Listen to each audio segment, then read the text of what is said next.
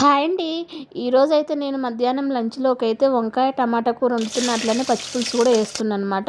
Morning breakfast కింద అయితే మా పిల్లలకి నిన్నటి వడాపిండి ఉండే. ఇంకా దాన్నైతే పునుగులు లెక్క ఏసి ఇచ్చాననమాట. ఇప్పుడైతే నేను వంకాయ, టమాటా కర్రీ ఒక కడాయి పెట్టుకొని ఆయిల్ వేసుకొని జీలకర్ర, ఆవాలు అలాగే పచ్చిమిర్చి, ఆనియన్స్ వేసుకొని ఆనియన్స్ వేగిన తర్వాత కరివేపాకు, అల్లం వెల్లుల్లి పేస్ట్, పసుపు వేసుకున్నాను. అవి బాగా వేగినాక ముందుగా ఉప్పు నీళ్ళల్లో వేసి కట్ చేసి పెట్టుకున్న వంకాయలు కూడా వేసుకొని కొంచెం వేగిన తర్వాత టమాటాస్ కూడా వేసుకున్నాను. టమాటాస్ కూడా వేగిన తర్వాత ఉప్పు, కారము అలాగే ధనియా పౌడర్ వేసుకొని ఒక 2 నిమిషాలు అయితే మంచిగా మగ్గనిచ్చిన.